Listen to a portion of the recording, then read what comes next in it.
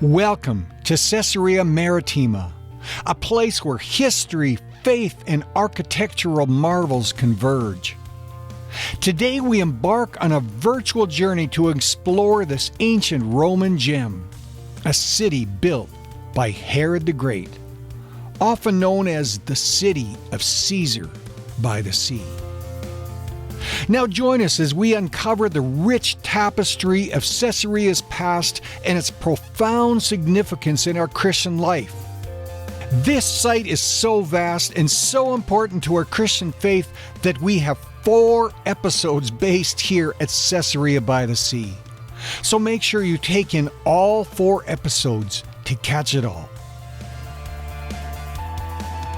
Okay, let's walk on in past the parking lot and enter into Caesarea Maritima. Caesarea Maritima, or Caesarea by the Sea, nestled along the Mediterranean coast, stands as a testament to Herod the Great's visionary prowess. Despite his dark side, and it was very dark, everyone acknowledges that he was a master builder. This archaeological wonder, located approximately 110 kilometers northwest of Jerusalem, was one of the most strategically vital port cities in the entire Roman Empire. Herod's mission was clear: to not only impress Caesar, but the entire Roman Empire. And boy, oh boy, did he ever. He taxed the people at a crushing level, but even that wasn't enough. He also had to ratchet up the economy in other ways. And what does that need? Well, international trade. And what does international trade need at that time? A harbor. A spectacular harbor.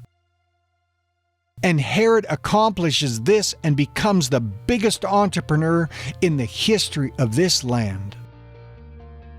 Against all odds, Herod transformed a sand dune in a swampy area into this monumental harbor, forever altering the course of history.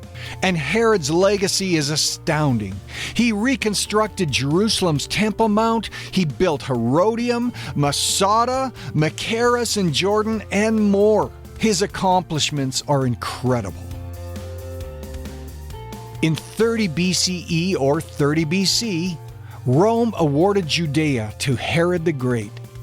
This decision ushered in a period of remarkable transformation, as Herod named the city in honor of Caesar Augustus. Yet Herod was not just a builder. He was a ruthless ruler with a dark legacy, including the infamous massacre of the innocents that threatened the life of baby Jesus, where Joseph, Mary, and Jesus had to rush off to Egypt for safety. Contemporary critics have labeled him Judea's sinister mastermind, accusing him of being willing to commit any atrocity to satisfy his boundless ambition. Herod the Great's reign, known for his architectural achievements, is overshadowed by brutality. He executed family, aides, and even his beloved wife. It's no wonder that despite the astounding construction of Caesarea by the Sea, it was not a friendly place for observant Jews like the Apostle Peter. But today, let's move away from the dark side of Herod the Great and focus on the awe-inspiring part of the city of Caesarea Maritima, an administrative, economic, and cultural hub that rivaled Rome itself within the Judean province. In 22 BCE, Caesarea boasted a deep-sea harbor, markets, wide roads, temples to Rome and Augustus, a hippodrome, an entertainment theater, a sporting amphitheater, Roman statues, art, and public buildings. Herod's palace, perched on a promontory by the sea, featured a decorative pool surrounded by a covered walkway. His decision to rename the city after a Roman emperor must have stung the Jewish people, even though he built the temple and Temple Mount as a political appeasement.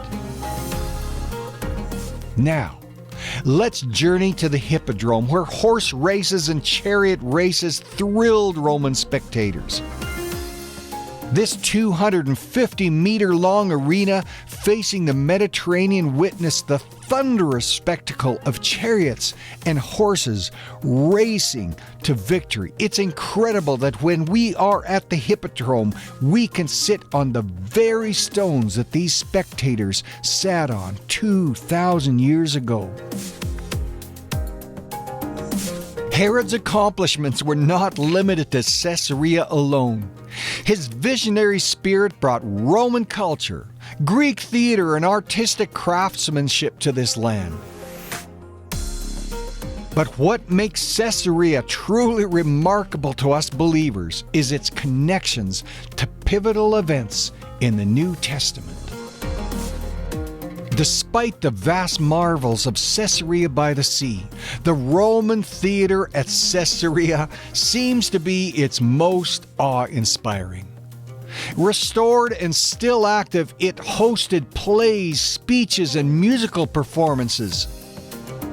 2,000 years ago, the classical comedies and tragedies of Greek scripts came to life, accompanied by the stunning backdrop of the Mediterranean. Did the apostles, Peter and Paul, stand on this very stage to proclaim the gospel? Well, of course we may never know, but we can envision them, emboldened by the Holy Spirit, sharing the good news with eager crowds if they were allowed.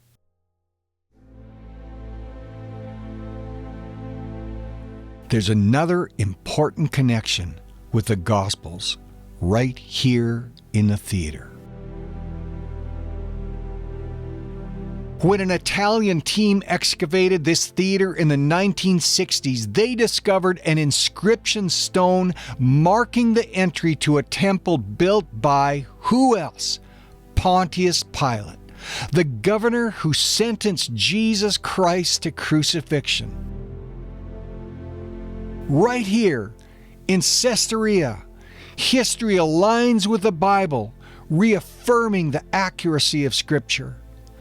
So, Caesarea by the sea is not only well connected to the apostles Peter and Paul, we also see that it is connected to Jesus himself and his sacrifice for our sins. Now, let's step into the world of Peter, a humble fisherman and fervent follower of Jesus. He journeyed from his simple life in Joppa to the opulence of Caesarea, where debauchery ruled, where temples and idols to other gods were adored, where strict Jewish foods and religious rites were mocked, where blood sports were flaunted, and where self-obsession was lauded. Peter was in for a big surprise when he traveled from humble Joppa to Caesarea Maritima to fulfill God's call. Yet his willingness to take this radical departure absolutely transformed our world. Perhaps the most pivotal New Testament event to take place here was the conversion of the Roman centurion Cornelius, the first recorded non-Jew to come to faith in Jesus Christ. And for that, let's head to an aqueduct. Well, why an aqueduct? Well, you'll hear in a moment. This is the aqueduct of Caesarea. The Judean port of Caesarea had no reliable source of fresh water when construction on the city began around 22 BC. King Herod then commissioned a raised aqueduct to deliver water from the springs near Shuna, 16 kilometers northeast of Caesarea Maritima. So why is this a good place to mention Cornelius? While we don't know the exact location of the house where Cornelius, his family, and friends came to Jesus, we do know that the Roman military was used to build these aqueducts. This probably included Cornelius and the soldiers under his authority. So if Peter came all the way from Jaffa to meet with Cornelius, it is possible that Cornelius would have had to have left from a place like this aqueduct or another construction project or another military duty to meet with Peter, because he knew that the work of the Spirit was more important than the work of his hands and even his duty as a soldier and military leader. And are we ever glad that Cornelius placed God's call as his highest priority? The conversion of Cornelius stands as one of the New Testament's pivotal moments that shaped the rest of our world. Peter's journey from Jaffa to Caesarea brought him face to face with a soldier, a leader of the very army oppressing Peter's people. But despite his fears and his potential prejudices, Peter boldly shared the gospel with Cornelius, with his family, and with his friends. God's Spirit descended upon them just as it had in Jerusalem at Pentecost, and Peter took the extraordinary step of baptizing them, possibly right here in the Mediterranean. This pivotal event opened the door to the good news for all. Cornelius, his family, and friends became the first non-Jews to accept Christ, and today there are an estimated 4 billion Gentiles across the world who claim Christianity as their faith.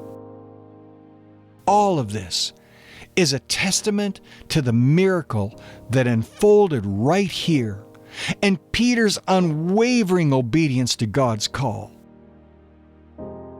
It serves as a timeless lesson for every one of us, a reminder that our smallest steps of faith, no matter how uncomfortable, can lead us to miracles beyond our wildest imagination when we follow God's guiding hand.